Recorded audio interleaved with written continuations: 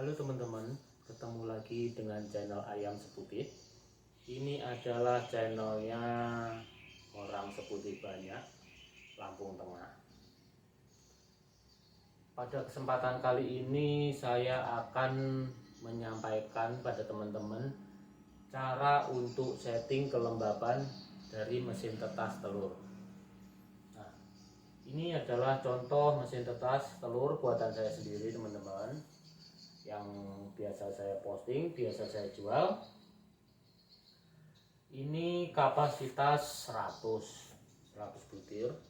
Nah, dimana mesin ini udah pakai termostat untuk ngatur suhu secara otomatis, sudah kita settingkan, dan juga timer pembolak-balik telur otomatis juga sudah kita settingkan. Nah,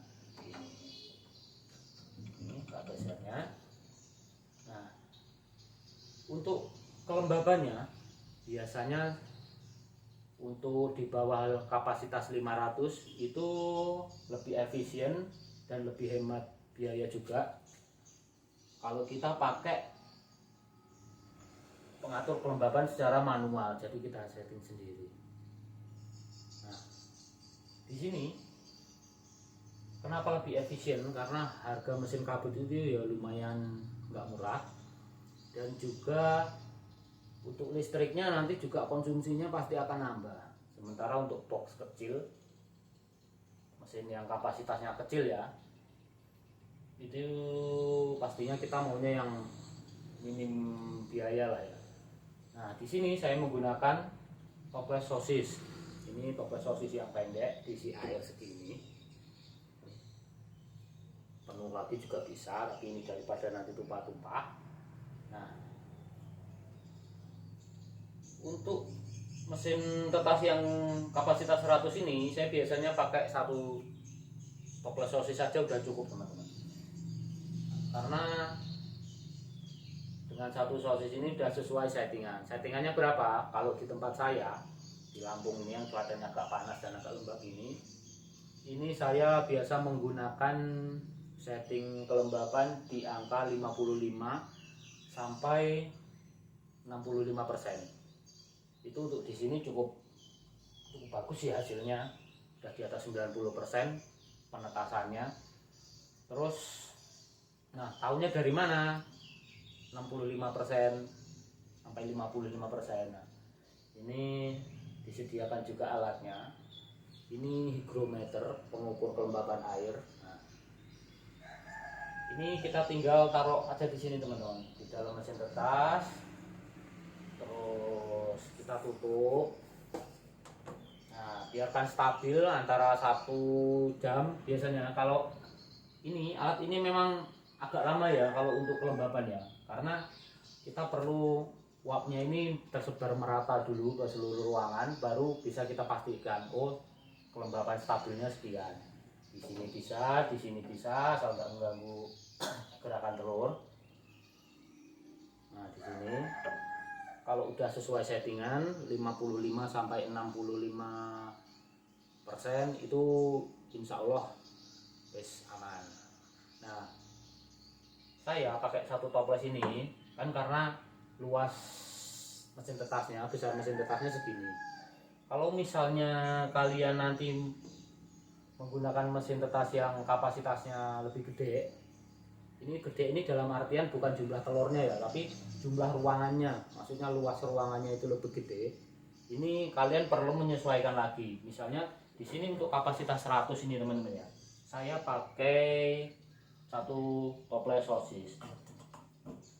Tapi kalau untuk kapasitas 200, nah seperti ini yang kapasitas 200 juga, ini buatan saya juga sendiri teman-teman. Untuk kapasitas 200 pastinya ini saya kasih 2. Jadi di sebelah sini 1, nah nanti di sebelah sini lagi juga 1. Kenapa? Karena volumenya besar, jadi penguapannya kalau bisa di 2 tempat atau 3 tempat, karena ini menguapnya biar merata, sebelah sini merata, sebelah sini juga merata sama kalau untuk kelembaban ya. Makanya ini pakai 2 toples untuk yang kapasitas 200. Nah, untuk teman-teman mungkin sering melihat ya, jadi teman-teman itu kan jarang ada yang pakai toples, biasanya pakai nampan. Kalau saya pakai toples di sini karena alasannya simpel teman-teman. Nah, alasannya yaitu ini kan tak buat tinggi, ini tujuannya untuk menampung anak ayam. Jadi nanti anak ayam tuh ditaruh sebelah sini. Nah, ini langsung contoh ya teman-teman. Jadi anak ayam yang saya bilang tadi baru menetes dari atas, biasanya dia akan jatuh atau kita turunin di bawah. Nah, mereka ini akan berkeliaran di sini sambil nunggu bulunya kering. Ini masih agak basah ini. Ini dari mesin yang satu ya. Nah, kalau udah kering seperti ini, jalannya juga udah tegap. Nah, ini biasanya udah bisa dipindah. Nah, sambil nunggu bulu kering dan ayam sehat, dia kan berkeliaran. Kalau misal saya pakai nampan yang tipis ini, yang pendek ya, ini biasanya ayam itu nyemplung teman-teman. Dia lihat air malah nyemplung. Nah, itu tuh lompat sendiri yang satu kan. Nah, seperti itu. Nah, malah nyemplung. Ini malah bahaya buat anak ayam. Kecuali kalau kalian ini nggak ada tempat untuk anak ayam, atau ini ditutup kawat biar anak ayam nggak nyemplung. Tapi pengalaman saya, anak ayamnya meskipun udah ada kawatnya, dia tetap naik ke atas. Jadi efisiensi saya lebih pakai toples ini karena dia nggak bisa naik loh, nggak bakalan bisa nyemplung. Nah, untuk kelembapan ya, kita kan ngejar tadi di kelembapan 60, di bawah 65, di atas 55. Nah, untuk saya pakai toples, tapi ada juga yang pakai nampan, tapi usahakan nampannya atau baskomnya agak tinggi teman-teman ya.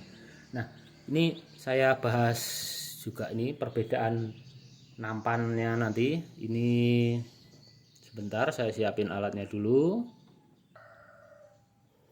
Nah, ini dia teman-teman.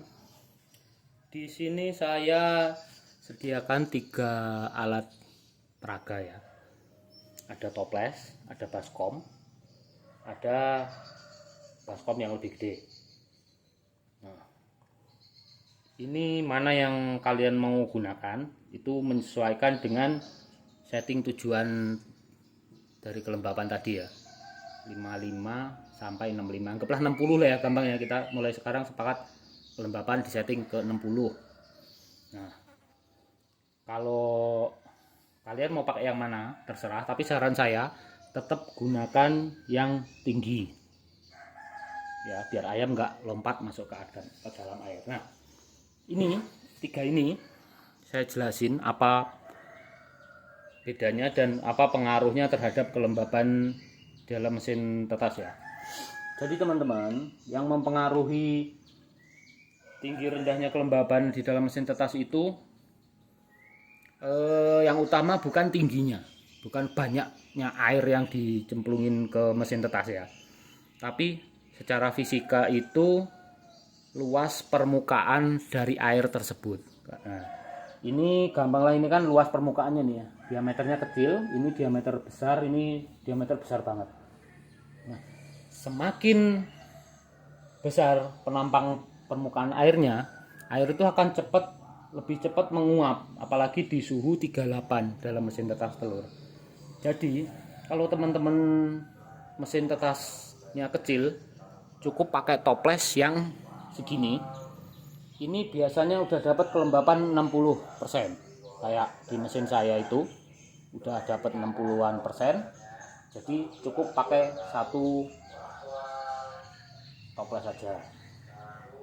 Tapi kalau ini gimana? Kalau lebih besar box mesin tetasnya, ini akan meningkatkan kelembapan lebih tinggi. Ini lebih tinggi lagi. Jadi kalau misalnya gampangannya gini ya, kalau boxnya sama kayak box yang tadi itu, kalau pakai ini nanti kita dapat kelembapan 60% untuk pakai toples yang permukaannya kecil ini. Kalau pakai ini akan dapat sekitar 65%. Ini hitungan kasarnya ya. Yang jelas ini nanti akan lebih tinggi. Nah, kalau ini bisa dapat 70% teman-teman. Ya, karena semakin luas permukaan airnya ini, uap air kan keluarnya dari permukaan ini. Jadi ya kalau makin besar permukaannya, nanti kelembapan di mesin tetas teman-teman bakalan lebih tinggi. Nah, makanya kalau mesin tetasnya gede, kita pakai yang lebih gede lagi. Nah, tapi ada pertanyaan dari teman kemarin, Mas, ini udah tak pakai nampan gede kok kelembabannya nggak mau naik. Seperti itu. Gimana cara ngakalinya? Nah, ini ada satu cara teman-teman. Kalau misalnya kalian pengen pakai yang ini, soalnya kalau kalian mau gedein lagi baskomnya yang lebih lebar, tempatnya nggak ada. Caranya gini teman-teman, kalian perlu kain lap gombal ini ya. Ini bagus lagi sih handuk ya, yang ada bulu-bulunya itu. Ini bisa mempercepat penguapan untuk meningkatkan kelembapan di mesin tetas. Kalau untuk ini ya udah tak siapin, ini caranya gini. Nanti kalian bisa bervariasi lah, yang penting tujuannya tercapai. Jadi handuk, lap, gombal atau apa, kalian ginikan teman-teman. Nah, ya lebih cepat lagi diginiin. Seperti ini. Nah, jadi ini mempengaruhi teman-teman. Karena apa? Karena handuk ini akan menyerap air dibawa ke permukaan. Nah, dari permukaan ini nanti dia lebih cepat menguap. Jadi ini nanti akan menghasilkan kelembapan yang lebih tinggi di dalam mesin tetas. Gini aja cukup. Kalau kurang ya ini kalian handuknya yang lebih tinggi lagi naiknya. Nah, kayak gini misalnya. Ini untuk mempercepat. Jangan kayak gini ya. Nah, ini bahaya ini. Kenapa? Karena air, dia kan sifatnya air pasti merembet ya. Nah, ini nanti netes terus. Airnya habis, mesin tetas kalian kebanjiran. Nih, yo, paham teman-teman, kelihatan dengan netesnya. Nah, ini kalau misalnya kita tujuannya mendapatkan kelembapan yang tinggi, tapi kalau kalian nyarinya kelembapan yang rendah, ini karena ada kasus lagi. Jadi dimana Mas ini udah tak pakai yang kecil diameternya, tapi ternyata dia nggak mau turun. Nah, ya nggak usah dikasih air, nggak apa-apa. Atau kalau mau lebih aman lagi, pakai kelembapan ini, terus kalian nanti tutupin teman-teman. Nah, jadi kalian tutup gini aja. Nah, menyesuaikan mau tutupnya segini atau mau tutup rapat, mau tutup segini. Karena dalam mesin tetas itu perlu ada kelembapan airnya. Jadinya ya kalian pakai itu tadi, pakai cara ini. Lakukan lombok kecil. Bentar ya teman-teman. Nah, jadi tadi ada bapak saya nanyain paku teman-teman. Saya pause dulu. Jadi ini udah paham ya. Jadi ini kelembapannya kecil, yang toples ini. Ini kelembapannya sedang, yang ini kelembapannya tinggi. Maksudnya prosesnya lebih cepat. Oke teman-teman, nah anggap kita balik lagi ke mesin tetas saya ya, pakai yang ini tadi. Nah, ini balik lagi. Oke. Jadi udah paham ya teman-teman ya. Jadi kalau kalian mau setting kelembapan dengan cara-cara itu tadi, terus nah ini kita balik ke mesin kapasitas 100, pakai satu toples. Nah, ini. Untuk menurunkan lagi, ulang lagi, ini pakai ini ya, kita tutup separuh atau bisa pakai apa gitu, yang penting tertutup separuh. Nah, tertutup segini setengah. Nah, ada satu lagi cara teman-teman ya, untuk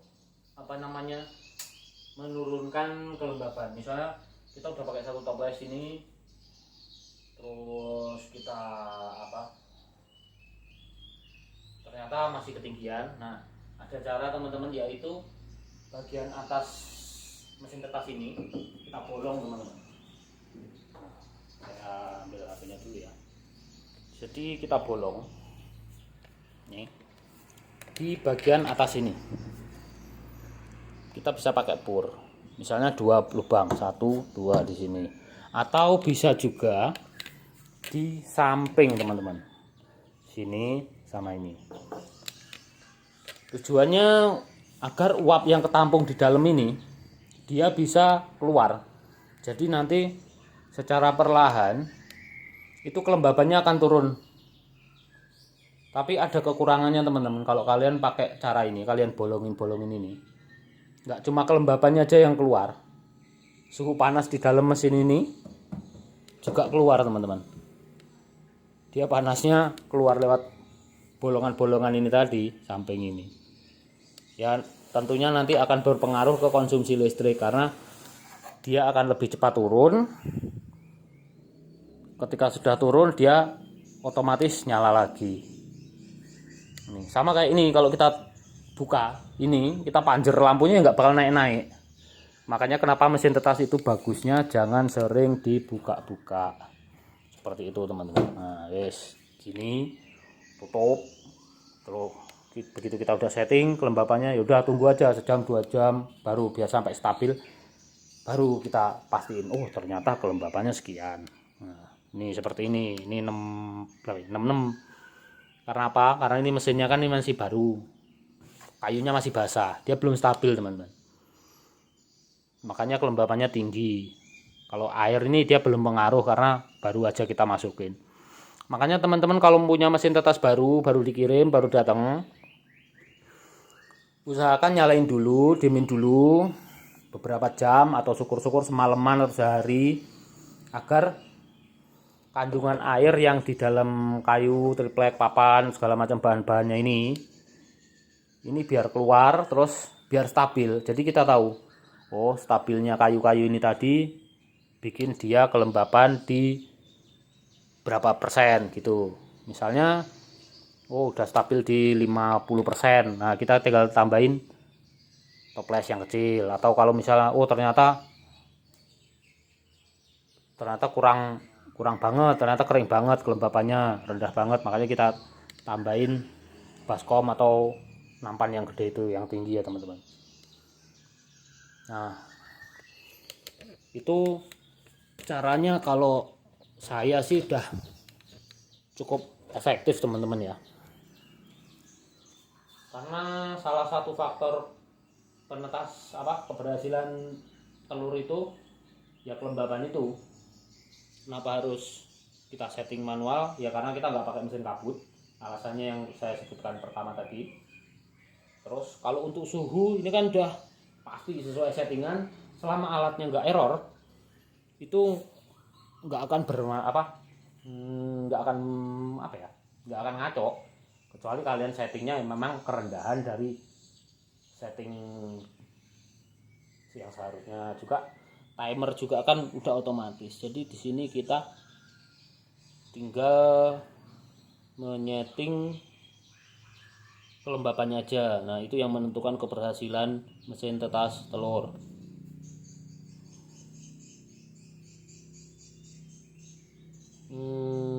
Apalagi ya teman-teman yang perlu saya bahas ya, karena ini menyangkut kelembapan, jadi ya sebenarnya simpel sih teman-teman. Itu penjelasan saya yang panjang itu pasti gampang ditangkap kok sama kalian.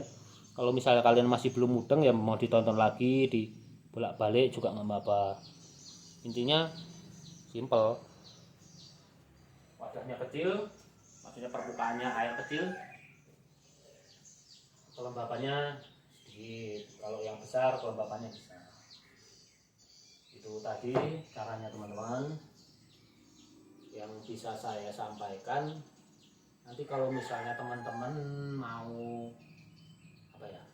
mau ngasih masukan, atau ada menurut teman, wah ini harusnya nggak gini mas, ini dikasih ini. Kalau untuk kelembapan ya masih, karena kita topiknya kelembapan, boleh komen-komen, nanti jadi bahan materi saya juga buat belajar, karena saya juga masih belajar. Kalau ada yang mau ditanyakan menceritakan mengenai perayaman. Ya bukannya sok tahu, nanti saya cari tahu terus saya sampaikan videonya ke teman-teman dari hasil pengalaman saya ternak ayam. Bisa juga, saya juga masih sering-sering nonton YouTube orang lain, karena di YouTube itu banyak apa ya, banyak ilmu berseliweran, tapi kita harus saring mana yang cocok buat kita. Nggak bisa kita langsung terapan itu biasanya malah kacau. Kita nggak punya apa ya, nggak punya patokan sendiri, nanti kacau. Jadi kalau ada kalian pengen request video tentang apa, nanti komen aja. Atau kalau mau mesin tetas ini kalian promosi ya teman-teman.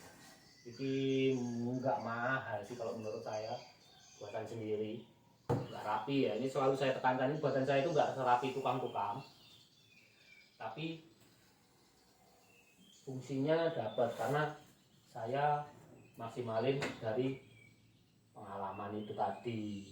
Kayak ininya pakai roller ini di tempat DOC, biar kalian tuh nggak bingung nanti ayam netes nggak ada tempat, ditaruh sini terus dia kegeser-geser bolak-balik. Makanya tak ini tinggi.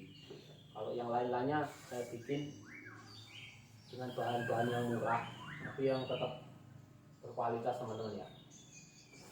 Peleknya yang tebal, alatnya udah STC standar, udah standar ini, insya Allah ya bagus lah. Oke teman-teman, terima kasih sudah mau menyimak. Ini muka saya nih kayak gini, jadi peternak ayam nih masih kusut-kusut, ya wajar lah, perjalanannya ya di kandang. Oke, terima kasih, sampai jumpa kembali di channel-channel berikutnya.